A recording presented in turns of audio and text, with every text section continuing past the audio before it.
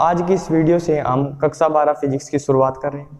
तो class 12 physics की पहली यूनिट है स्थिर विद्युत की और इसका पहला चैप्टर है विद्युत आवेश तथा क्षेत्र। हम लोग प्योर एनसीईआरटी के अकॉर्डिंग ही पढ़ेंगे। तो चलिए सबसे पहले समझते हैं स्थिर विद्युत की का अर्थ। स्थिर विद्युत की में दो शब्द है, एक स्थिर और एक विद्युत की। तो स्थिर का अर्थ क्या होता है? स्थिर का अर्थ होता है जो एक जगह रुका रहे, समय बदलता रहे लेकिन वो ना बदले, जो समय के साथ परिवर्तित ना हो। जैसे कि हमारा ये बोर्ड है, समय बदलता जाएगा लेकिन ये अपनी जगह पर स्थिर है, यानी स्थिर है या गतिशील नहीं है। तो स्थिर का अर्थ क्या हुआ? जो समय के साथ परिवर्तित ना हो, जो समय के साथ परिवर्तित ना हो या कहीं गतिशील ना हो, परिवर्तित ना हो। और अगर हम अब विद्युतिकी का मतलब समझे तो विद्युतिकी भौतिक विज्ञान की एक शाखा है जिसके अंदर हम विद्युत आवेशों और उनकी अन्योन्य क्रियाओं का अध्ययन करते हैं। इसमें भी दो शाखाएं होती है विद्युतिकी में, एक स्थिर विद्युतिकी जिसके बारे में हमने अभी पढ़ा है, जो हमारी यूनिट है पहली स्थिर विद्युतिकी। स्थिर विद्युतिकी में हम स्थिर आवेशों का अध्ययन करते हैं। और गतिक विद्युतिकी, इसमें हम आवेशों की गतिक अवस्था का अध्ययन करते हैं।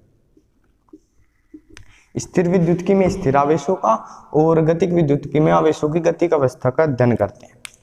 तो अब तक हमने इसमें जाना अपनी यूनिट का नाम। अब पढ़ते हैं विद्युत आवेश के बारे में। विद्युत आवेश क्या होता है? विद्युत आवेश, विद्युत आवेश पदार्थ का एक मौलिक गुण है। मौलिक गुण क्या होता है? मौलिक गुण वो गुण होता है पदार्थ का जो कि पदार्थ में, हर एक पदार्थ में होता है मूल रूप से। जैसे कि मेरा मार्कर है, इसका एक मौलिक गुण है द्रव्यमान। हर एक पदार्थ में द्रव्यमान होता है, उसी प्रकार हर एक पदार्थ में आवेश होता है। तो आवेश पदार्थ का एक मौलिक गुण है। आवेश पदार्थ का एक मौलिक गुण है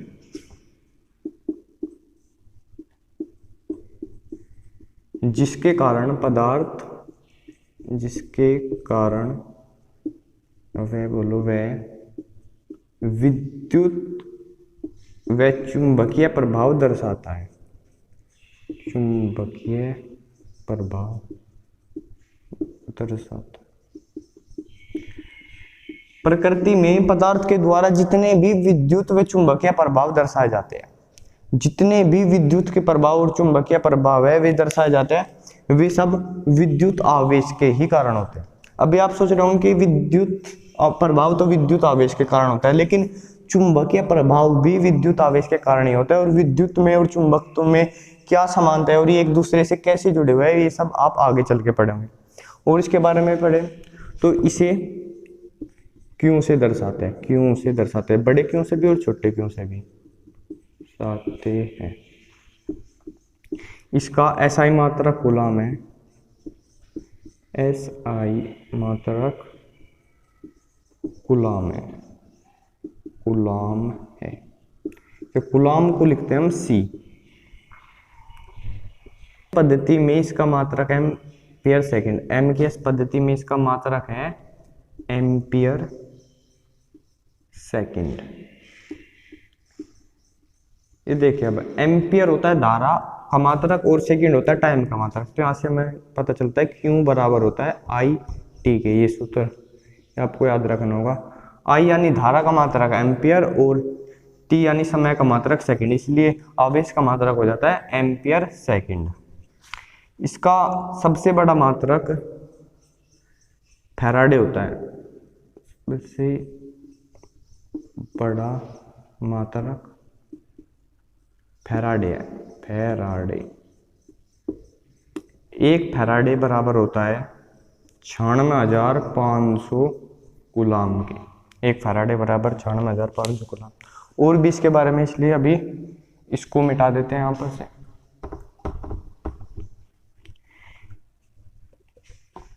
सीजीएस पद्धति में इसका मात्रक इलेक्ट्रोस्टैटिक इकाई है। सीजीएस पद्धति में इसका मात्रक क्या है? इलेक्ट्रोस्टैटिक इकाई। इसको शॉर्ट में लिखते हैं ईएसयू, इलेक्ट्रोस्टैटिक इकाई या ईएसयू, इलेक्ट्रोस्टैटिक यूनिट। एक ईएसयू 1 कूलाम बराबर होता है 3 गुणा 10 की घात 9 ESU के। 1 कूलाम बराबर 3 गुणा 10 की घात 9 ESU। इसका एक और मात्रक है इलेक्ट्रोमैग्नेटिक इकाई, इसको शॉर्ट में लिखता है 1 EMU। 1 EMU बराबर होता है करीब 10 कूलाम के और बराबर 3 गुणा 10 की घात 10 ESU के, इलेक्ट्रोस्टैटिक यूनिट के। यह एक अदिश राशि है। राशि आपको पता ही होगा 2 प्रकार की होती है, एक सदिश राशि, एक अदिश राशि। सदिश राशि भी होते हैं जिनके पास दिशा भी होती है और अदिश राशि भी होते हैं जिनके पास केवल और केवल परिमाण होता है। तो यह एक अदिश राशि है, इसके पास केवल परिमाण है, यह एक अदिश राशि है। अगर इसकी विमा निकाले हम तो क्यों बराबर था हमारा IT, क्यों बराबर था IT एम्पियर सेकंड, तो इसकी विमा हो जाएगी I यानी धारा की विमा A और समय की T, तो इसकी विमा होती है AT। आप इसको ऐसे लिखो M0 L0 A1 T1, एक ही बात है, या सीधा ऐसे लिख दो। अब पढ़ते हैं आवेश के प्रकार। आवेश के प्रकार। एक वैज्ञानिक थे जिनका नाम था विलियम गिलबर्ट।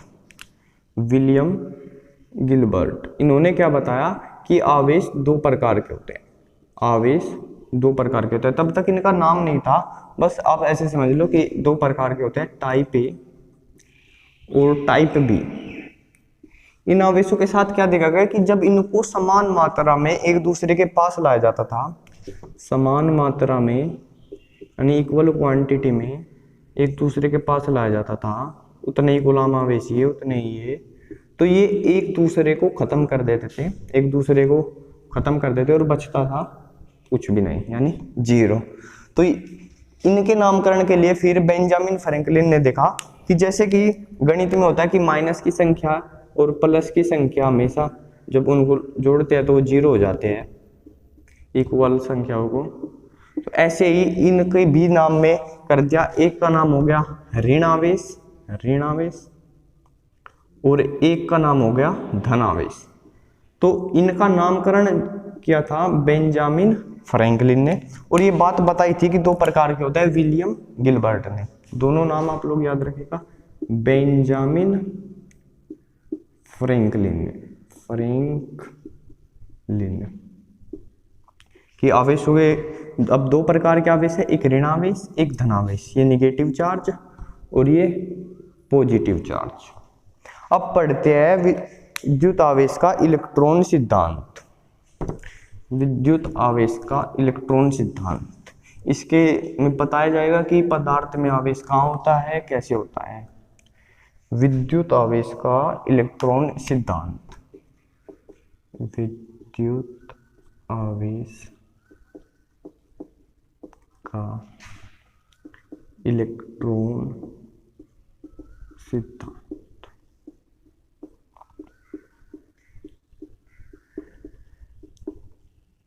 जैसा कि हम सबको पता है कि सभी पदार्थ परमाणुओं से मिलकर बने हैं। परमाणु में 3 प्रकार के मूलकण होते हैं, प्रोटॉन, न्यूट्रॉन और इलेक्ट्रॉन। प्रोटॉन तथा न्यूट्रॉन उसके नाभिक में होते हैं परमाणु के, और इलेक्ट्रॉन बाहरी कक्षाओं में चक्कर लगाते हैं। जैसे कि मैं आपको दर्शाने की कोशिश करता हूँ, ये मान लिया ये प्रोटॉन और न्यूट्रॉन है जिनसे नाभिक बना हुआ है, और इसके बाहर कक्षाओं में चक्कर लगाते हैं इलेक्ट्रॉन, ऐसे। तो 2 3 4 6 7 ऐसे इलेक्ट्रॉन उनके बाहर चक्कर लगाते हैं। तो प्रोटॉन के पास धनावेश होता है, प्रोटॉन के पास धनावेश होता है, पॉजिटिव चार्ज। न्यूट्रॉन के पास कोई आवेश नहीं होता, ये होता है उदासीन। उदासीन, उदासीन यानी जिसके पास कोई चार्ज नहीं है। और इलेक्ट्रॉन के पास होता है ऋण आवेश, इलेक्ट्रॉन के पास होता है ऋण आवेश, ऋण आवेश। जो प्रोटॉन पे जितना धनावेश होता है, इलेक्ट्रॉन पे उतना ही ऋणावेश होता है, यानी इसके पास जितना पॉजिटिव चार्ज होता है इसके पास होता है 1.6 × 10⁻⁻⁹ कूलम। और इसके पास होता है माइनस के 1.6 इंटू 10 की पावर माइनस के 19 गुना। ये जो माइनस और प्लस का चिन्ह है ये सिर्फ ये बता रहा है कि ये ऋणावेश है और ये धनावेश है, ठीक है। तो इन दोनों के पास बराबर मात्रा में आवेश होता है, और चूंकि हमें पता है कि परमाणु में जितने प्रोटॉन होते हैं उतने इलेक्ट्रॉन होते हैं, अतः परमाणु हमेशा उदासीन होता है।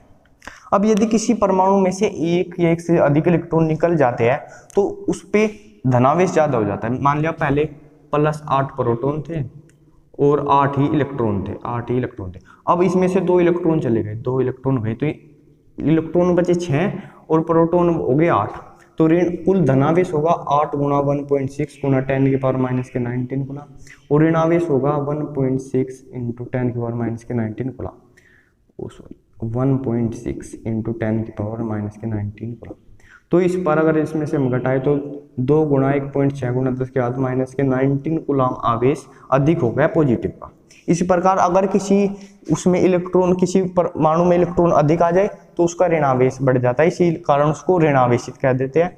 अगर इलेक्ट्रॉन निकल जाते हैं तो उस पर धनावेश बढ़ जाता है तो उसको धनावेशित कहते हैं। अतः इलेक्ट्रॉन के अधिक होने या कम होने से पदार्थ धनावेशित या ऋणावेशित हो जाता है, इसे विद्युत आवेश का इलेक्ट्रॉन सिद्धांत कहते हैं। अब चूंकि प्रोटॉन को परमाणु से बाहर निकालना बहुत ही मुश्किल होता है, इसलिए विद्युत का जो ज्यादातर धनावेशित और ऋणावेशित का कर्म होता है वो इलेक्ट्रॉन के कारण ही होता है, क्योंकि इलेक्ट्रॉन को परमाणु से बाहर निकालना अधिक सरल होता है प्रोटॉन की तुलना में, क्योंकि प्रोटॉन प्रबल नाभिक या बलों के कारण नाभिक में ही बंधे रहते हैं, ठीक है। तो ये था आपका विद्युत आवेश का इलेक्ट्रॉन सिद्धांत। इसमें हमने क्या समझा कि इलेक्ट्रॉन के अधिक होने से किसी पदार्थ का ऋणावेश बढ़ जाता है, वो ऋणावेशित हो जाता है, और इलेक्ट्रॉन के कम होने से उसका धनावेश बढ़ जाता है और वो धनावेशित हो जाता है। तो अब अगला टॉपिक है हमारा आकर्षण और प्रतिकर्षण। वैसे आप लोगों को इसके बारे में ज्यादा पता भी होगा, नहीं भी पता है तो एक छोटा सा टॉपिक है, जल्दी से बता देता हूं मैं। आकर्षण और प्रतिकर्षण, आकर्षण और प्रतिकर्षण। तो जब एक ही जैसे यानी समान प्रकृति के आवेश एक दूसरे के पास आते हैं, पॉजिटिव चार्ज और पॉजिटिव चार्ज, तो वे क्या करते हैं, एक दूसरे को प्रतिकर्षित करते हैं। निगेटिव निगेटिव एक दूसरे के पास आएंगे, वे एक दूसरे को प्रतिकर्षित करते हैं, और जब पॉजिटिव और निगेटिव एक दूसरे के पास आएंगे तो वे एक दूसरे को आकर्षित करते हैं। कि अगर पॉजिटिव और निगेटिव एक दूसरे के पास आएंगे तो वो एक दूसरे को उदासीन कर सकते हैं, एक दूसरे के पास आकर। पॉजिटिव पॉजिटिव ऐसा नहीं कर सकते, निगेटिव निगेटिव ऐसा नहीं कर सकते। इसलिए प्रकृति में चूंकि उदासीनता मतलब इन सब का गुण होता है उदासीन होने का, इस कारण ये एक दूसरे को आकर्षित करता है। कि धनावेशित धनावेशित एक दूसरे को आकर्षित कर एक दूसरे को मतलब उदासीन नहीं कर सकते, इसलिए वे एक दूसरे को प्रतिकर्षित करते हैं, और पॉजिटिव और नेगेटिव एक दूसरे को हमेशा आकर्षित करते हैं। या बोलो कि जो समान प्रकृति के आवेश है वे प्रतिकर्षित करते हैं, और जो विपरीत प्रकृति के आवेश है वे एक दूसरे को आकर्षित करते हैं। अब नेक्स्ट है हमारा घर्षण विद्युत। घर्षण विद्युत के बारे में शायद आप सबको पता ही होगा, फिर भी मैं बता देता हूँ। घर्षण विद्युत जैसे आप सबने देखा कि जब हम कभी अपनी पेन या उसको किसी प्लास्टिक या पेंट वेंट से रगड़ते हैं और जब उसको छोटे छोटे कागजों के टुकड़े के पास ले जाते हैं तो वे कागज के टुकड़े उससे आकर्षित करने लगता है। वो इसलिए किस लिए करता है, वो पढ़ते हैं घर्षण विद्युत में। घर्षण विद्युत जैसे इस प्रकार की चीजों को प्लास्टिक को रगड़ा जाता है तो उनमें से या तो कुछ इलेक्ट्रॉन निकल कर चले जाते हैं, उनमें कुछ इलेक्ट्रॉन आ जाते हैं। दोनों ही प्रक्रियाओं के कारण वे आवेशित हो जाते हैं, और आवेशित होने के कारण फिर वे कागज के छोटे छोटे टुकड़ों को इत्यादि चीजों को अपनी ओर आकर्षित करते हैं। जैसे कि मैं कोई पदार्थ है ए और कोई दूसरा पदार्थ है ऐसे बी, अगर मैं इन दोनों को आपस में रगड़ता हूँ तो होगा क्या, या तो ए से इलेक्ट्रॉन निकलकर बी में जाएंगे या बी से इलेक्ट्रॉन निकलकर ए में जाएंगे। दो कंडीशन होगी। अब ये पदार्थ की प्रकृतियों पर डिपेंड करता है कि इसका भी होता है कि इससे अगर इसको रगड़ेंगे तो इस एक में से जाता है हमेशा और एक में से नहीं जाता है। तो मान लिया मैं पहले मानता हूँ कि ए में से बी में इलेक्ट्रॉन गए तो बी पर इलेक्ट्रॉन अधिक हो जाएंगे तो ये ऋणावेशित हो जाएगा, ऋणावेशित। और चूंकि ए में इलेक्ट्रॉनों की कमी हो चुकी है इसलिए ये धनावेशित हो जाएगा, धनावेशित। और अगर बी से ए में जाएंगे तो इसका उल्टा होगा, ये ऋणावेशित होगा और ये धनावेशित होगा। इस प्रकार घर्षण के द्वारा पदार्थों को आवेशित करने को इसको बोलते हैं घर्षण विद्युत, या घर्षण के द्वारा पदार्थों का आवेशित होना हमारा कहलाता है घर्षण विद्युत। इसके बाद अब पढ़ते हैं हम आवेश के गुण। आवेश के कुछ गुण होते हैं वो पढ़ते हैं, आवेश के गुण। तो आवेश का सबसे पहला तो गुण होता है आकर्षण और प्रतिकर्षण, जिसके बारे में आप पढ़ चुके हैं, उसको बताने की दोबारा जरूरत नहीं है। आवेश के गुण, आकर्षण और प्रतिकर्षण आप पढ़ चुके हैं। अब सेकंड गुण से हम शुरुआत करते हैं इसका, वो है हमारा आवेश का क्वांटीकरण। ये क्या होता है इसको ध्यान से समझें। आवेश का क्वांटीकरण, क्वांटीकरण चूंकि हमने अभी पढ़ा था विद्युत आवेश के इलेक्ट्रॉन सिद्धांत में कि किसी भी पदार्थ का धनावेशित या ऋणावेशित होना इलेक्ट्रॉन के पर निर्भर करता है। तो अगर उसमें इलेक्ट्रॉनों की कमी होगी तो वो धनावेशित होगा और इलेक्ट्रॉनों की अधिकता होगी तो वो ऋणावेशित होगा। इस प्रकार किसी भी पदार्थ पर आवेश इलेक्ट्रॉन के आवेश का हमेशा पूर्ण गुणा ही होता है, एक इलेक्ट्रॉन के कारण, दो के कारण, तीन के कारण। क्योंकि इलेक्ट्रॉन आधे या 3/2 ऐसे तो नहीं हो सकते, तो क्यों होता है वो हमेशा बराबर होता है Ne के, जहाँ n बराबर है 1 2 3। क्यों बराबर है आवेश, किसी भी पदार्थ का आवेश, और E का मान होता है हमेशा फिक्स 1.6 × 10⁻⁻19 कूलाम। तो किसी भी पदार्थ पर आवेश हमेशा इलेक्ट्रॉन के आवेश का पूर्ण गुणज ही होता है। जैसे किसी भी पदार्थ पर 2 × 10⁻⁻19 कूलाम आवेश संभव नहीं है। संभव क्यों नहीं है देखते चलिए। ये हमारा आवेश क्यों का मान लेते हैं हम, हमारा E का मान होता है, तो 2 × 10⁻⁻19 बराबर n × 1.6 × 10⁻⁻⁹। अगर इसको इधर ले आए तो n बराबर होगा 2 × 10⁻⁻19 अपॉन 1.6 × 10⁻⁻�19। इससे कैंसिल होगा, यहाँ हमारा 2/1.6 या 20/16 यानी कि 5/4 यानी कि 1.25। क्या इतनी इलेक्ट्रॉन संभव है? इलेक्ट्रॉन तो या तो 1 इलेक्ट्रॉन होगा या 2 या 3, क्या इतने इलेक्ट्रॉन भी संभव है? यानी ऐसा 1 सहित 1/4 इलेक्ट्रॉन संभव नहीं है। इसी प्रकार ये आवेश भी संभव नहीं है। आवेश हमेशा इलेक्ट्रॉन के आवेश का पूर्ण गुणज होता है। इस चीज को मैं हिंदी में भी लिखवा देता हूँ आपकी परिभाषा से के रूप में। तो लिखेंगे किसी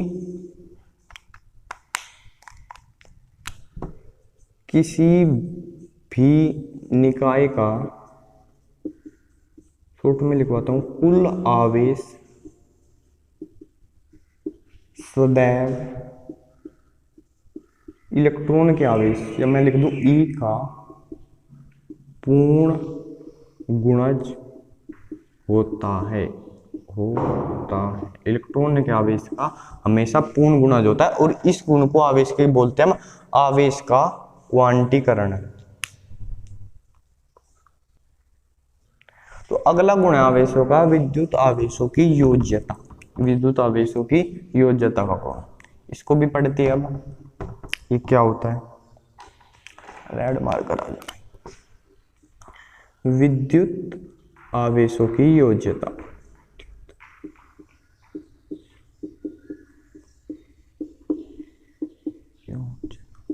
अगर मैं मानूं किसी स्थान पर, या किताब की भाषा में चले तो किसी निकाय में 3-4 आवेश है, ऐसे कि एक है प्लस के Q1, एक है प्लस के Q2, एक है माइनस के Q3 और एक है माइनस के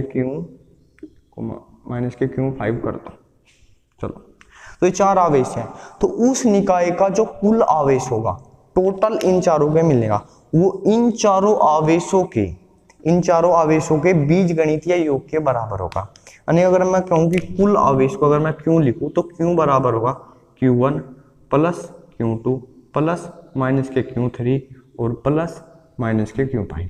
अब आपको पता ही है यहाँ पर क्या हो जाएगा, ये हो जाएगा Q1 प्लस Q2 माइनस के Q3 माइनस के Q5। तो ये जो आवेश आएगा हमारा, वो हमारा होगा कुल आवेश। यानी किसी भी निकाय का जो कुल आवेश होता है वो उसमें उपस्थित अलग अलग आवेशों के बीजगणितीय योग के बराबर होता है। हिंदी में लिख दो एक बार ताकि आप लोग अच्छे से अपनी कॉपी वॉपी में लिख सको।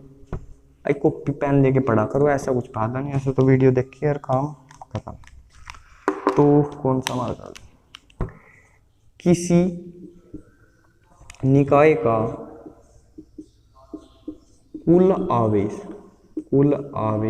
स्पीड में देखो, उस निकाय में उपस्थित अलग अलग आवेशों के बीजगणितीय योग के बराबर होता है। बीजगणितीय योग क्या होता है वो अभी दिखाया है। साधारण सा जो हमारा जोड़ होता है नहीं, सदिश जोड़ के नहीं होता, बीजगणितीय योग के बराबर होता है। सदिश योग क्या होता है, थोड़ा इंतजार करो वो भी आएगा। आप कहोगे अरे भाई ये क्या है, थोड़ी बार में बल जोड़ेंगे जब फोर्स तो सदिश योग भी आएगा। बीजगणितीय योग हमारा भाई सिंपल 2 + 5 = 7 वो होता है। तो ये हो गया हमारा विद्युत आवेशों की योज्यता। किसी निकाय का कुल आवेश उस निकाय में उपस्थित अलग अलग आवेशों के बीजगणितीय योग के बराबर होता है।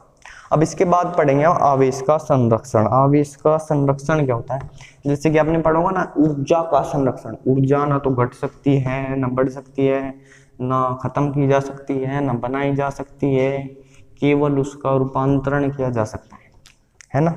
ऐसे ही होता है आवेश का संरक्षण। आवेश का संरक्षण क्या है, देखो आवेश कहाँ होता है, आवेश होता है हमारे इलेक्ट्रॉन के पास और प्रोटॉन के पास।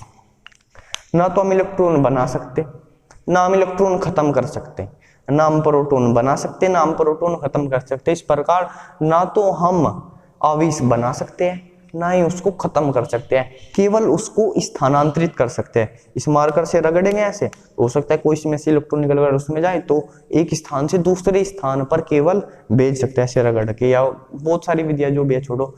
लेकिन ना तो हम इलेक्ट्रॉन बना सकते, ना प्रोटॉन बना सकते, ना तो हम आवेश को बना सकते हैं, ना ही आवेश को मार सकते हैं यानी खत्म कर सकते हैं।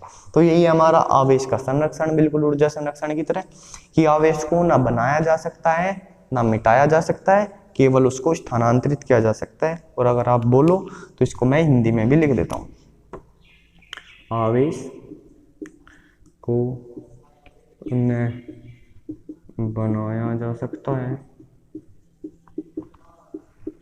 न मिटाया मतलब वो मिटाया नहीं, मिटाया मतलब कि उसको नष्ट नहीं किया जा सकता, न नष्ट किया जा सकता है, नष्ट किया जा सकता है। उसका उसे केवल स्थानांतरित किया जा सकता है, यानी एक स्थान से दूसरे स्थान पर ले जाया जा सकता है, स्थानांतरित किया जा सकता है। समझ में आया आप सबके, शायद आ गया होगा। आवेश का संरक्षण बिल्कुल ऊर्जा संरक्षण की तरह, ना आवेश को बना सकते हम लोग, ना मिटा सकते। क्यों? क्योंकि हम ना इलेक्ट्रॉन को बना सकते, ना इलेक्ट्रॉन को मिटा सकते, ना प्रोटॉन बना सकते, ना प्रोटॉन को मिटा सकते, और आवेश इन्हीं पर होता है। तो इसी प्रकार यही बात है बस। अब आवेश के गुण भी आपके समाप्त होते हैं, शायद 1-2 गुण होगा और मैं देखता हूँ अभी। तो अब आपके आवेश के गुण भी समाप्त हो गए। अब मैं अपनी तरफ से 1-2 छोटे से क्वेश्चन से करवा देता हूँ, आपको थोड़ा सा समझ में आएगा।